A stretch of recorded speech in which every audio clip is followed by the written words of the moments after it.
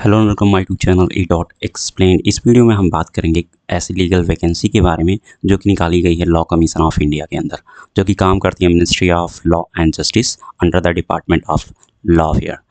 अगर बात करें तो इसमें टोटल 6 वैकेंसी निकाली गई है लीगल कंसल्टेंट की, और ये एक कॉन्ट्रैक्चुअल बेसिस पे वैकेंसी है। कॉन्ट्रैक्चुअल बेसिस पे वैकेंसी है, तो जो कैंडिडेट इंटरेस्टेड हैं इस वैकेंसी में फिल करने के लिए, वो विद इन 15 डेज़ के अंदर इसमें दिए गए प्रोफार्मा के अकॉर्डिंग अप्लाई कर सकते हैं। और आप अप्लाई थ्रू ईमेल ही कर पाएंगे, जो कि यहाँ पे मेंशन है। इसी ईमेल पे आपको रिक्वायर्ड डॉक्यूमेंट भेजने होंगे, और ये एनेक्सर नंबर 1 है जो बताया गया है कि आपको ये फॉर्म फिल करके उसके बाद आपको भेजना है। अगर हम बात करें यहाँ पे term and conditions of the engagement, तो इसमें कुछ चीज़ें बताई गई हैं टर्म एंड कंडीशंस। पहली बात, अगर हम बात करते हैं कि इसमें कितने टाइम के लिए आपको कंसल्ट किया जाएगा या हायर किया जाएगा, तो ये इनिशियली 1 साल के लिए होने वाला है।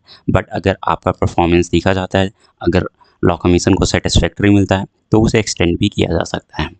और यहाँ पे बात करें नेचर ऑफ ड्यूटीज़ की क्या है, तो आपको मेनली रिसर्च और डॉक्यूमेंटेशन वर्क करना है, और अदर रिस्पॉन्सिबिलिटीज़ जो कि लॉ कमीशन ऑफ इंडिया आपको असाइन कर सकती हैं। जॉब लोकेशन की बात करें तो आपकी जॉब लोकेशन होने वाली लोक नायक भवन, खान मार्केट, न्यू दिल्ली।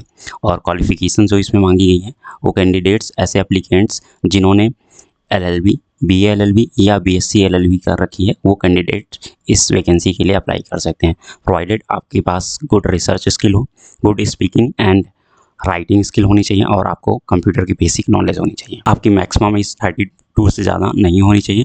और यहाँ पे एक चीज़ बताई गई है कि जिन कैंडिडेट्स ने LLM कर रखा है और उनके पास एडिशनल क्वालिफिकेशंस या उन लोगों ने कुछ पेपर पब्लिश कर रखे हैं, तो उन लोगों को प्रेफरेंस दिया जाएगा।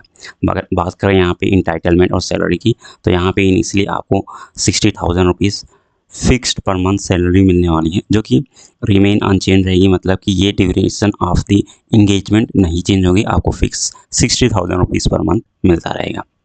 और ये कॉन्ट्रैक्चुअल बेसिस पे है, तो आपको यहाँ पे कोई भी ऐसे बेनिफिट्स नहीं मिलेंगे जैसे कि provident fund, pension, gratuity, medical attendance treatment या प्रमोशन के नाम पे प्रमोशंस। आपको कोई यहाँ पे HRA भी नहीं मिलेगा।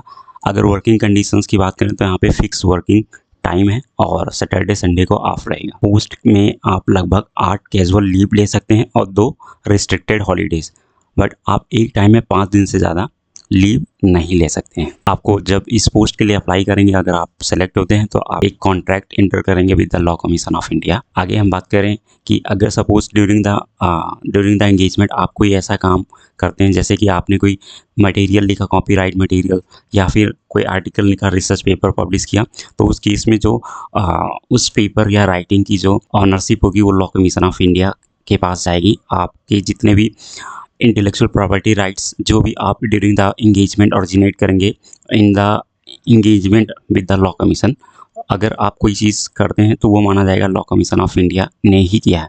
फिर वो चाहे कॉपीराइट से रिलेटेड हो, ट्रेडमार्क से रिलेटेड हो, पेटेंट से रिलेटेड हो, या फिर अदर IPR से रिलेटेड हो। सेलेक्ट कर लिए जाते हैं तो आपको जो इंडियन ऑफिशियल सीक्रेट एक्ट 1923 है, उसके अकॉर्डिंग आपको फॉलो करना पड़ेगा इस एक्ट को।